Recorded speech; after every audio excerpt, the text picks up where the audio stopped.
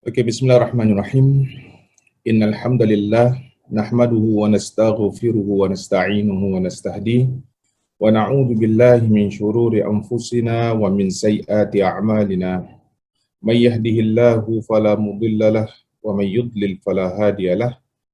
Asyhadu an la ilaha illallah wahdahu la syarika lahu wa asyhadu anna Muhammadan 'abduhu wa rasuluh. إلهنا أنت مقصودنا ورضاك مطلوبنا أعطنا محبتك ومعرفتك سبحانك لا علم لنا إلا ما علمتنا إنك أنت العليم الحكيم رب إنا نعوذ بك من همزات الشياطين ونعوذ بك ربنا أن يحضرون رب اشرح لنا صدرنا ويسر لنا أمرنا واحلل عقدة من لساننا يفقه قولنا ولا حول ولا قوة إلا بالله العلي العظيم. Assalamualaikum warahmatullahi wabarakatuh.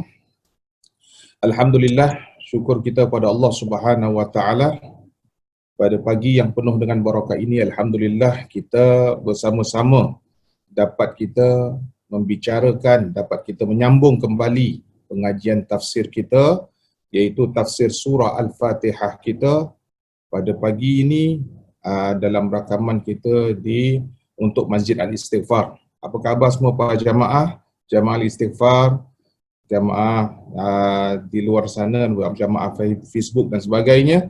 Alhamdulillah Ustaz. Saya doakan anda semua sihat-sihat belaka insya-Allah. Amin ya rabbal alamin. Baik. Sebagai menyambung tentang topik kita berkenaan dengan tafsir surah Al-Fatihah, kita masih lagi di peringkat mukaddimah, di mana pada pelajaran yang lalu kita telah membincangkan tentang keistimewaan, keutamaan dan keistimewaan dalam surah Al-Fatihah. Kita dah bincangkan ada 5 keutamaan. Dalam kita mempelajari surah Al-Fatihah ini, ada 5 keistimewaan dan keutamaan yang ada dalam surah tersebut. Umpamanya kita imbas balik apa yang kita dah belajar pada pelajaran yang lalu. Surah Al-Fatihah ini telah menjadi syarat sahnya sembahyang. Berarti apa jua ibadah yang anda lakukan, ibadah solat secara khususnya, jangan sampai tidak ada pembacaan surah Al-Fatihah itu dibacakan. Maka Fatihah itu hendaklah dibaca dalam setiap solat, setiap rakaat. Sehingga Nabi besar kita Nabi Muhammad SAW sendiri pernah mengatakan bahawa la salata liman lam yaqra' bi Fatihatil Kitab.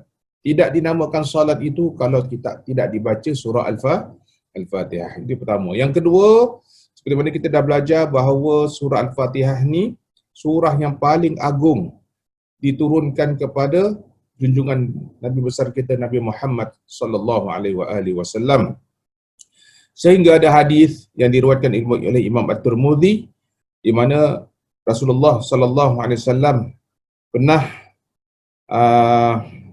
membicarakan tentang kelebihan surah ini kepada Ubay, seorang sahabat Nabi, sehingga Nabi mengatakan, maukah kamu aku ajarkan kepada kamu sesuatu surah yang tidak pernah diajarkan, tidak pernah diturunkan dalam kitab Zabur, kitab Taurah, dalam kitab Injil, hatta dalam Al-Quran dalam Quran sekalipun.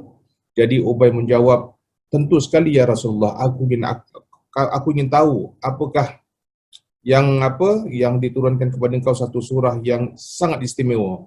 Kemudian Rasulullah bersabda, apa yang kau baca dalam solat? Maka ada rawi mengatakan Ubay membaca Ummul Quran, iaitu surah Al-Fatihah. Kemudian Rasulullah mengatakan, demi zat Allah yang memegang jiwaku. Kemudian Rasulullah mengatakan, tidaklah diturunkan dalam kitab Taurah, Injil, Zabur dan Al-Quran. Sesungguhnya ia adalah 7 ayat yang diulang-ulang di dalam Quran yang agung yang diberikan kepadaku. Jadi kita tahu bahawa surah Al-Fatihah ini adalah hadiah daripada Allah Subhanahu wa taala kepada baginda Nabi Muhammad sallallahu alaihi wasallam. Ya, itu yang kedua. Yang ketiga, surah Al-Fatihah ini boleh dijadikan sebagai ruqyah untuk mendapatkan penyembuhan daripada apa jua penyakit yang dialami oleh manusia. khususnya kita orang yang beriman. Orang yang yakin dengan Al-Quran, cukup dengan pembacaan surah Al-Fatihah saja, Al-Fatihah boleh menyembuhkan beberapa penyakit atau seluruh penyakit kalau kita menambahkan keyakinan kita dengan surah tersebut, kita amalkan surah tersebut sebagai bacaan, ya, sehingga kita tahu dalam satu hadis yang diriwayatkan oleh Imam Bukhari Muslim, iaitu dari seorang sahabat Nabi Abu Sa'id Al-Khudri radhiyallahu anhu menceritakan bahawa ada sekumpulan daripada para jamaah, para sahabat yang datang satu daerah, satu penduduk kampung, datang dari jauh, tiba-tiba dia menyinggah ke satu kampung ini sehingga orang kampung tidak memberikan mereka makan minum, tidak menyambut kedatangan mereka. Mereka pinggirkan sebab mereka tahu yang datang ni adalah orang-orang Islam. Jadi Allah Subhanahu Wa Taala tu Maha Kaya, tuan-tuan. Tiba-tiba datang salah seorang daripada penduduk kampung tu, datang jumpa mereka, mengatakan, adakah di antara kamu yang boleh mengobati penyakit tuan penghulu kami yang sedang sakit disengat binatang yang berbisa? Kemudian ada di antara mereka nekat, dia kata aku boleh. Dan dia cuba menyembuhkan dengan hanya bacaan surah Al-Fatihah saja, disemburkan dengan air, dibacakan dalam air, disemburkan, kemudian tiba-tiba penghulu tadi yang tersengat binatang berbisa, tiba-tiba sembuh dari penyakitnya. Jadi akhirnya dia kembali kepada teman-temannya dengan ada beberapa upahan daripada tuan penghulu tadi, dengan memberikan ada kata 1 ekor, ada katakan beberapa ekor kambing sebagai hadiah. Dan alhamdulillah ni satu rezeki. Jadi cuma dia ni adalah orang yang mengamalkan surah Al-Fatihah untuk perubatan. Jadi akhirnya para sahabat bertanya, adakah Rasulullah pernah mengizinkan bahawa surah Al-Fatihah ni boleh jadikan sebagai perubatan? Jadi dia pun hanya cuba saja dengan berkat surah Al-Fatihah, tapi tiba-tiba alhamdulillah syukur sembuh daripada penyakit. Dan Rasulullah mengakui setelah mereka mengadu kepada Rasulullah, Rasulullah mengatakan, ya, maka itu apa boleh dijadikan sebagai ruqyah. Rasulullah mengesahkan Fatihah ini adalah ruqyah. Jadi Rasulullah pun ambil sedikit bahagian kambingnya dan kemudian sebagai hadiah, dan akhirnya ini telah dikuatkan oleh baginda bahawa surah Al-Fatihah boleh menjadikan sebagai penyembuhan. Kemudian yang keempat, ya, bagi mereka yang mengamalkan surah Al-Fatihah ni tadi, dia akan mendapat jaminan daripada Allah. Jadi bila kita baca dengan yakin, apalagi kita baca dalam solat, kita akan mendapat jaminan daripada Allah Subhanahu Wa Taala. Kerana daripada Abu Hurairah radhiyallahu anhu, di mana Rasulullah SAW bersabda dalam hadis qudsi, di mana dia kata, Allah Subhanahu Wa Taala firman, aku membagi Fatihah dan aku dan hamba-Ku 2 bahagian. Ya, seolah-olah Allah melafazkan dengan lafaz Nabi, mengatakan kepada baginda untuk disampaikan kepada umatnya. Jadi dia kata apa? Di antara aku dengan hamba-Ku ada 2 bahagian, dia kata. Hamba-Ku berhak atas apa yang dimintanya ketika seorang hamba membaca Alhamdulillahirrabbilalamin. Rasulullah, kemudian Allah Ta'ala menjawab, hamba-Ku memujiku ketika mengucapkan Ar-Rahmanir Rahim. Allah menjawab, hamba-Ku memujiku. Jadi setiap bacaan Fatihah kita ni ada jawapan daripada Allah. Cuma kita tak dengar suara, kita tak ditakdirkan untuk mendengarkan suara itu. Tetapi sebenarnya ada reply daripada Allah Subhanahu Wa Taala tanpa kita sadari. Jadi bayangkan berapa kali kita baca surah Al-Fatihah dalam sehari.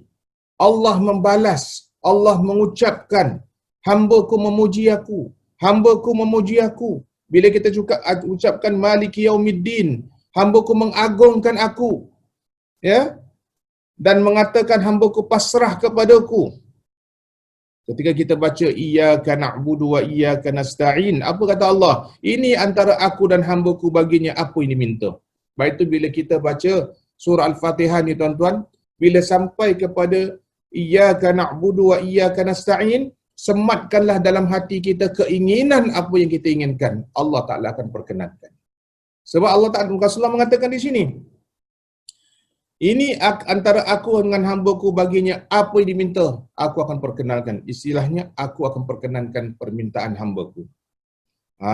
Ketika kita ucap Ihdinas siratal mustaqim siratal ladzina an'amta 'alaihim ghairil maghdubi 'alaihim waladdallin, dan inilah untuk hamba-Ku baginya apa yang diminta.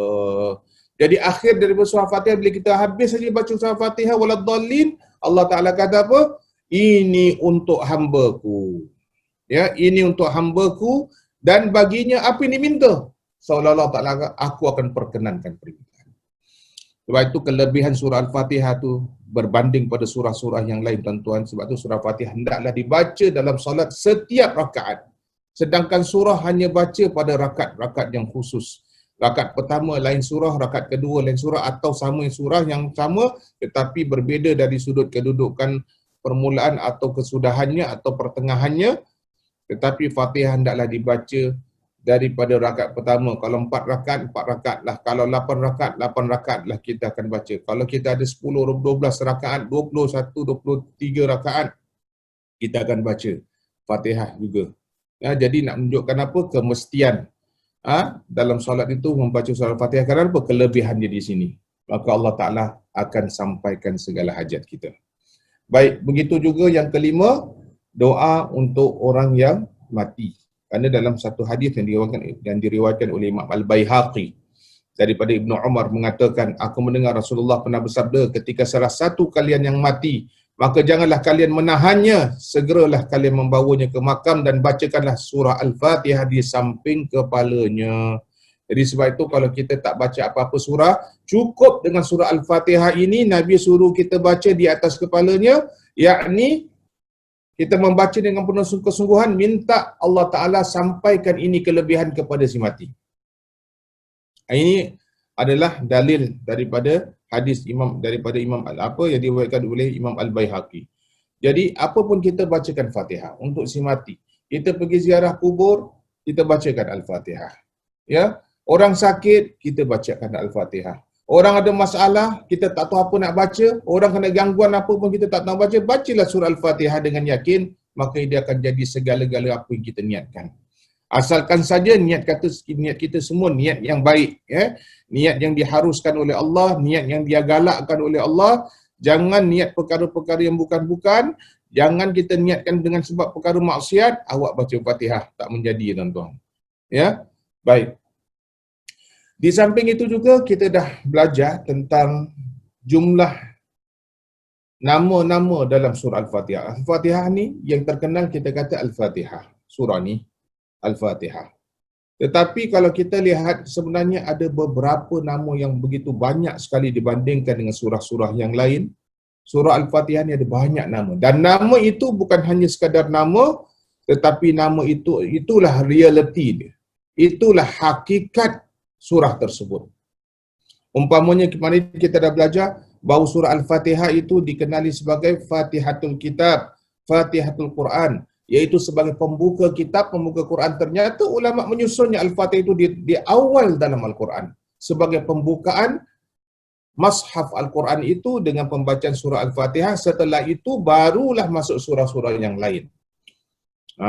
Padahal surah Al-Fatihah ini bukan surah yang pertama diturunkan, yang kemudian-kemudiannya. Tetapi itulah tuan-tuan kelebihan surah Al-Fatihah. Kali ini hadiah khusus Allah kepada Nabi. Sebab surah Fatihah itu dianggap sebagai salah satu daripada perbendaharaan di arasy Allah, di mana Allah ambil pembendaharaan itu dan menghadiahkan kepada Nabi dan tidak dihadiahkan kepada seluruh Nabi-Nabi Rasul yang lain. Ini special, tuan-tuan. Sebab tu kita ni Alhamdulillah, walaupun kita ada surah-surah yang lain, tapi jangan sampai kita tak hafal surah Fatihah. Jangan sampai kita tak amalkan surah Al-Fatihah. Surah Fatihah jangan sampai satu hari pun kita tak pernah menyebut, tak pernah membaca surah Al-Fatihah. Tuan-tuan. Tidak, ya? Baik. Ini salah satu daripada nama Fatihatul Kitab, Fatihatul Quran. Kemudian lagi satu, ada ulama menamakan Fatihah ni, surah Fatihah ni ialah Ummul Kitab, ibu segala kitab.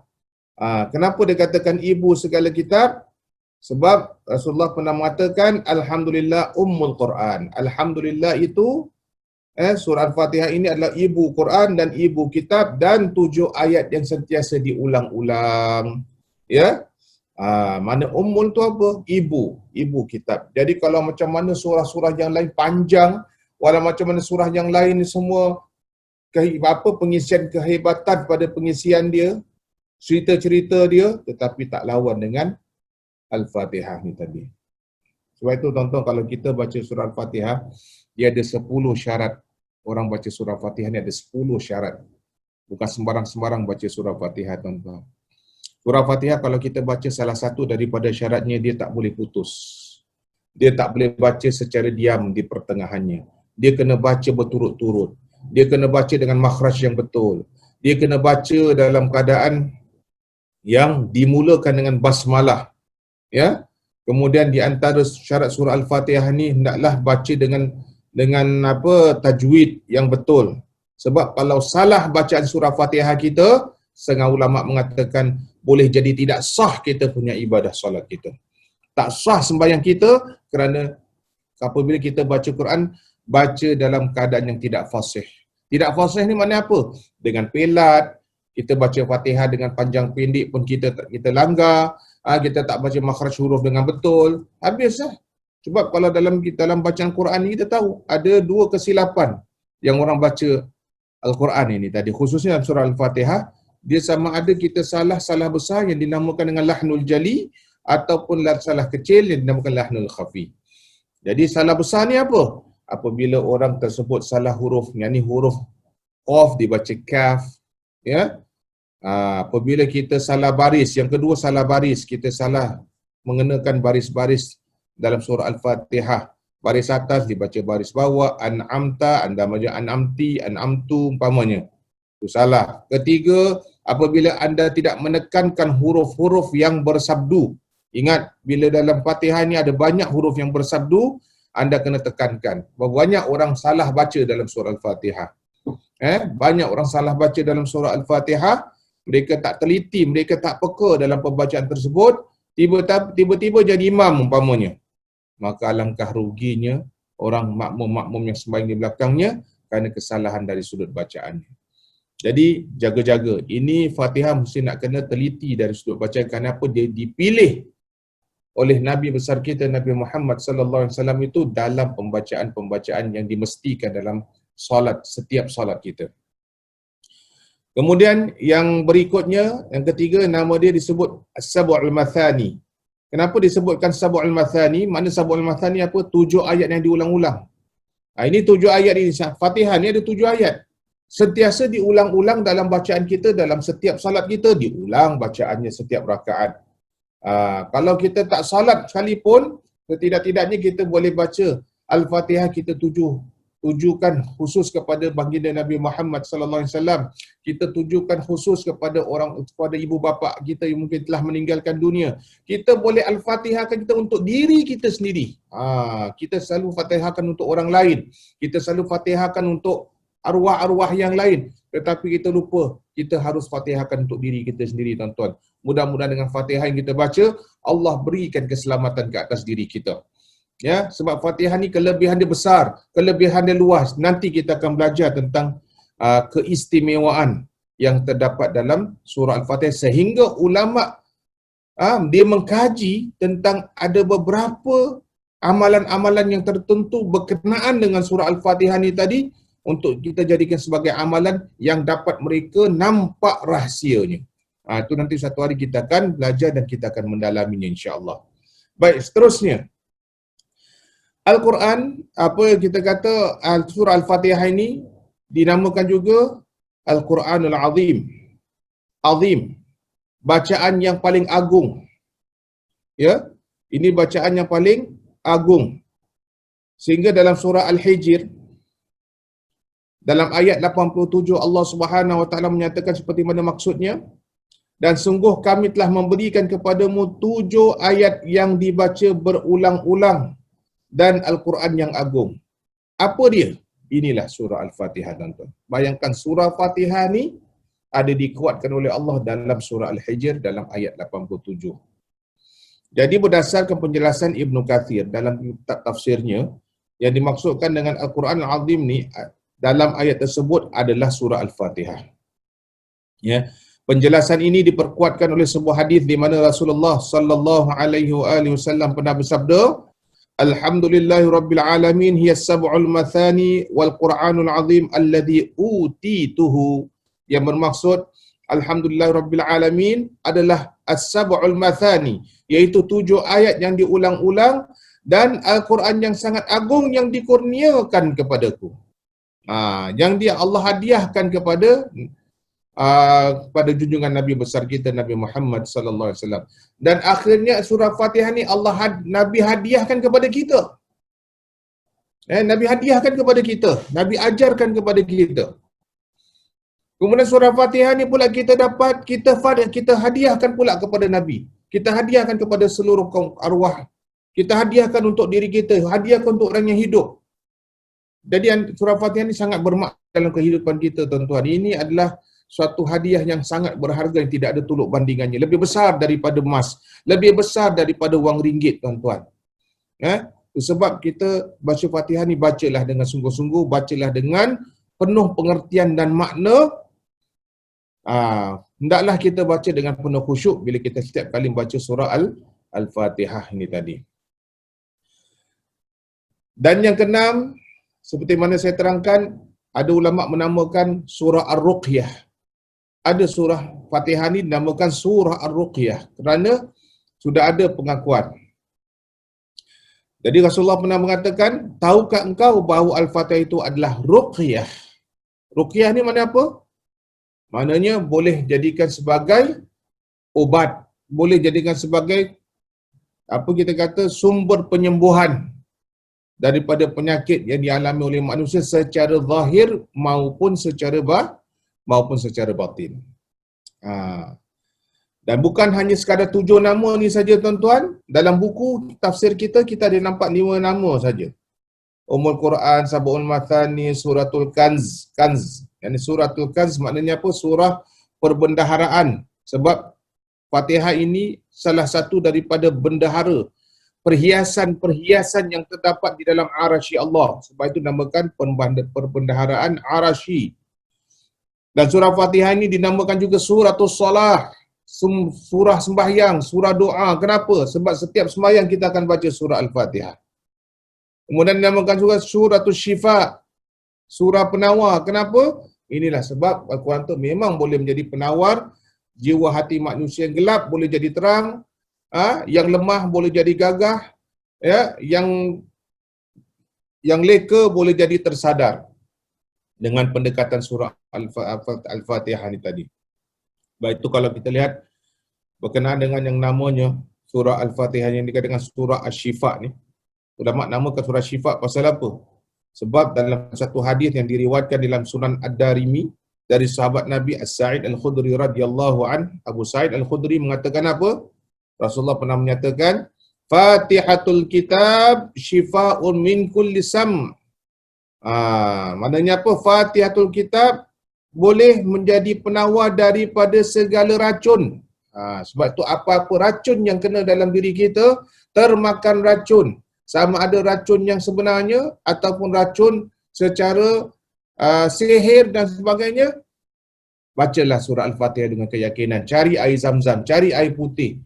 Air Zam-Zam itu lebih baik. Anda baca surah Al-Fatihah, minta Allah Ta'ala jauhkan aku daripada penyakit atau termakan racun yang boleh memudaratkan kita.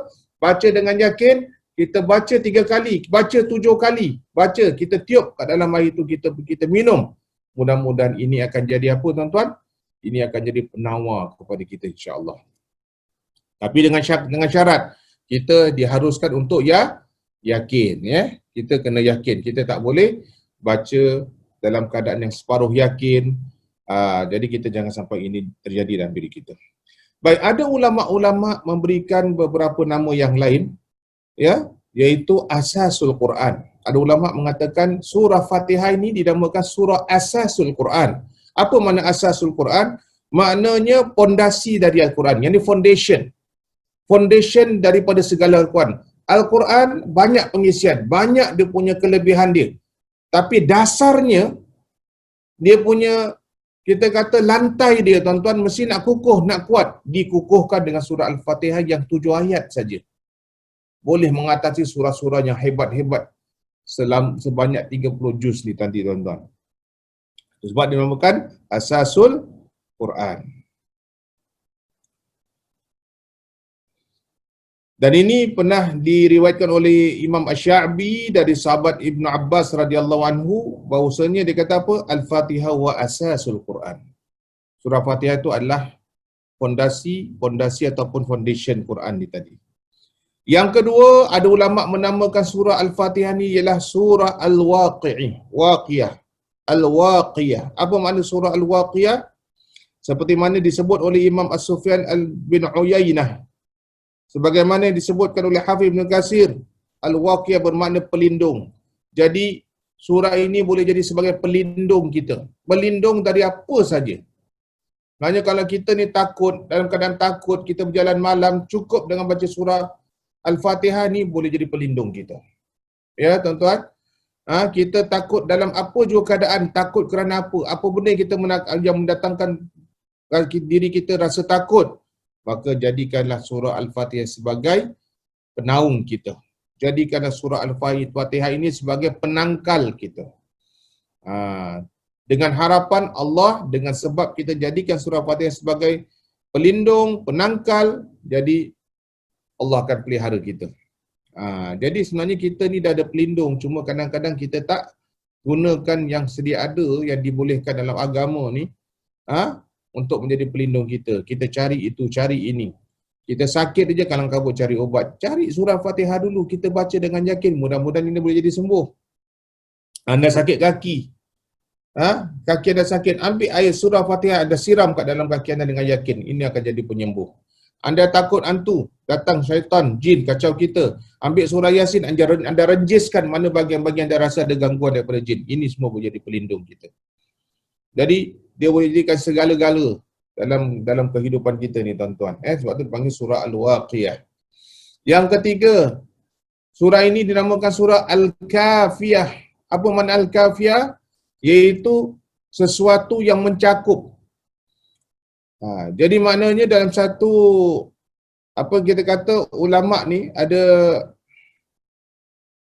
ada asar yang disebutkan di sini, Ummul Quran iwadun min ghairiha wa laysa ghairuha minha iwada. Ummul Quran yang menjadi pengganti dari yang selainnya, sedang yang lain tak dapat menggantikannya. Maknanya apabila kita menjadikan surah Fatihah ni sebagai, kita kata, segala-gala dalam kehidupan kita, dia sudah mengatasi semua sekali surah-surah yang lain. Tapi surah yang lain belum boleh mengatasi surah Al-Fatihah. Surah Al-Fatihah mengatasi yang lain. Sebab tu kenapa disebut sebagai ibu? Sebab ibu yang menjaga anak-anak, tapi belum tentu anak-anak dapat menjaga ibu. Tapi kalau ibu ni, dia ada kekuatan untuk menjaga anak-anaknya. Jadi mana surah Fatihah ni boleh kita jadikan sebagai penaung kita bila-bila masa. Dalam keadaan apa jua hal. Ketika kita dalam usia sekarang maupun pada usia akan datang, dalam keadaan kita berani maupun dalam keadaan kita takut, maka surah Fatihah ni sebagai apa?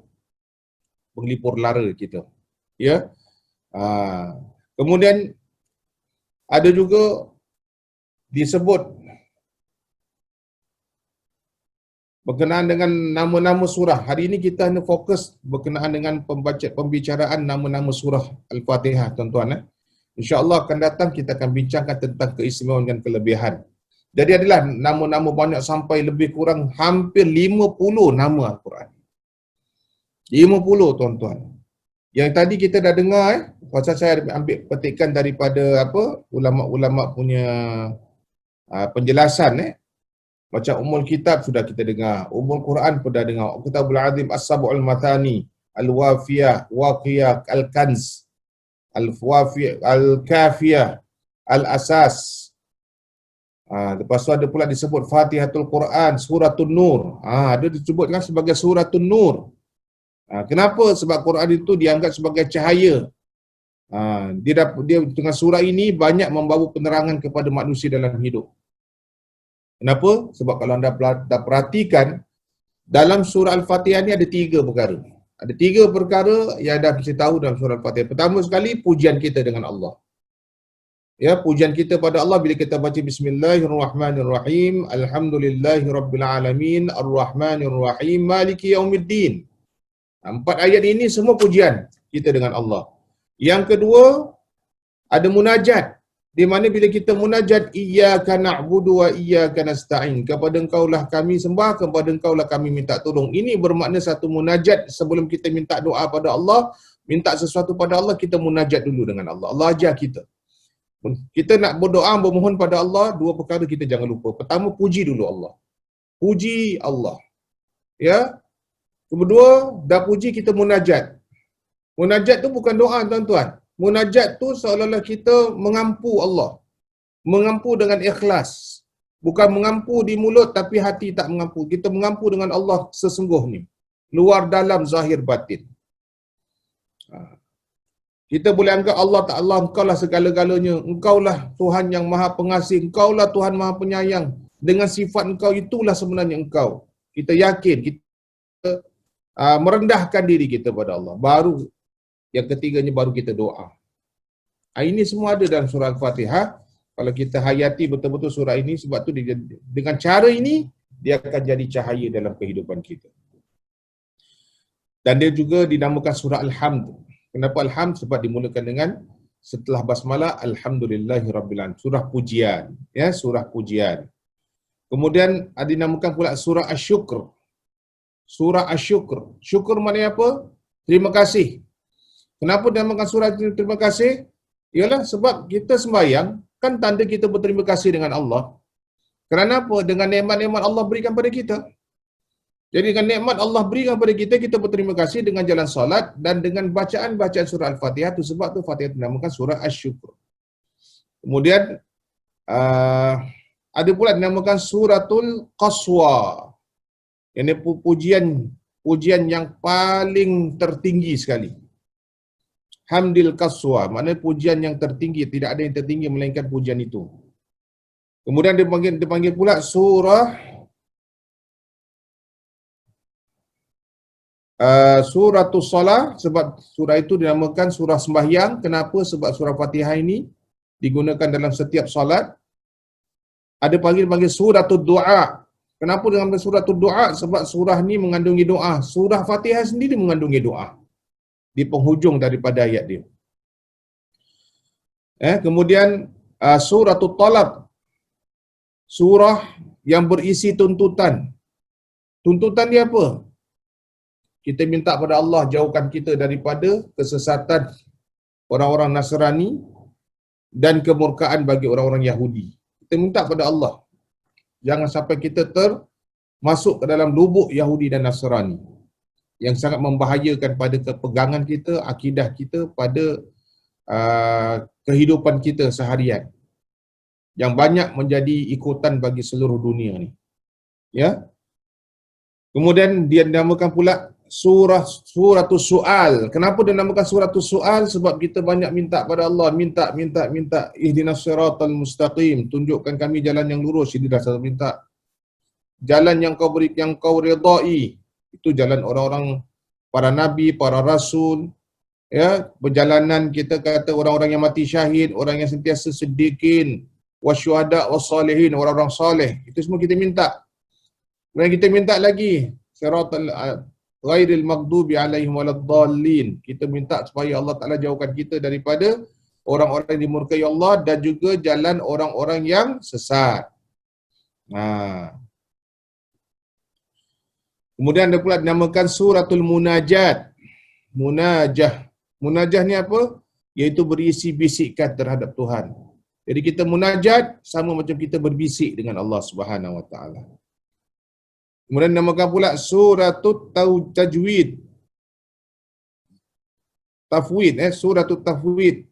Bila kita baca surah ni, seolah-olah kita menyerahkan sesuatu, kita serahkan diri kita untuk Allah Subhanahu Wa Taala.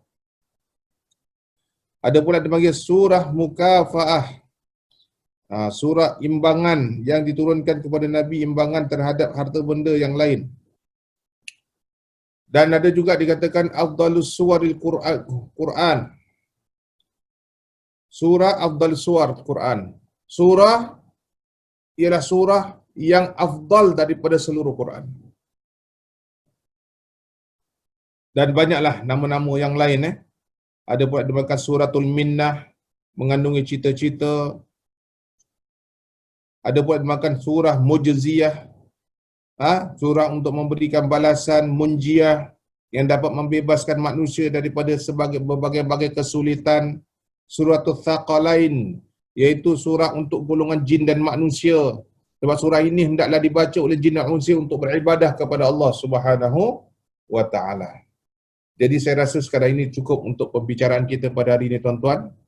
Pada hari ini kita ulang kaji apa yang kita dah belajar pada pelajaran yang lalu dan juga sekaligus mempelajari tentang nama-nama yang terdapat dalam surah Al-Fatihah itu bukan hanya sekadar nama, tetapi itulah realiti surah Al-Fatihah. Maka itulah hakikat surah Al-Fatihah. Jadi lagi banyak nama kita tahu, lagi kita tahu tentang kelebihan dan kebesaran surah Al-Fatihah itu sendiri dalam kehidupan kita. Jadi insya-Allah akan datang, di hari Senin akan datang insya-Allah kita akan membincangkan tentang fadilat dan khasiat. Ini penting, tuan-tuan. Kalau anda jangan sampai kerugian, kita tak tahu apa dia fadilat dan khasiat surah Al-Fatihah yang diamalkan oleh para alim ulama. Jadi ini saya dapat rangkulkan, dapat saya kumpulkan menjadi satu amalan. Jadi mudah-mudahan anda bukan hanya amalkan dalam solat saja, tapi di luar solat anda juga boleh amalkan surah ini. Ini perbahasan kita insya-Allah pada masa akan datang. Jadi saya rasa sampai sinilah kita punya pengajian kita pada hari ini insya-Allah. Mudah-mudahan Allah Taala berkati hidup kita. Mudah-mudahan Allah Taala jadikan memberikan kita hidayat, taufik, jadikan surah ini sebagai pelindung dalam diri kita, menjadikan segala-gala dalam kehidupan kita, apapun kita tinggikan surah Al-Fatihah ni tadi, bagaimana kita tinggikan Allah Subhanahu wa taala. Dan surah Fatihah ini datang daripada Allah. Jadi kita Al-Fatihah ini hadiah Allah kepada Nabi, Nabi hadiahkan kepada kita, kita hadiahkan kepada kita hadiahkan kepada orang lain, hadiahkan juga kepada baginda Nabi Muhammad sallallahu alaihi wasallam. Mudah-mudahan surah Fatihah ini bila kita dapat dalami, dapat hayati surah ini tersebut supaya jadikan sebagai amalan harian kita insya-Allah. Ya. Jadi saya rasa terima kasih atas luangan masa anda bersama kami dalam ruangan mempelajari tafsir surah juz 30 surah Al-Fatihah dan seterusnya surah-surah yang lain. InsyaAllah kita sambung di lain kesempatan insyaAllah. Jadi itu, terima kasih. Aku qauli hadza wa astaghfirullahal azim li wa lakum. Wassalamualaikum warahmatullahi wabarakatuh.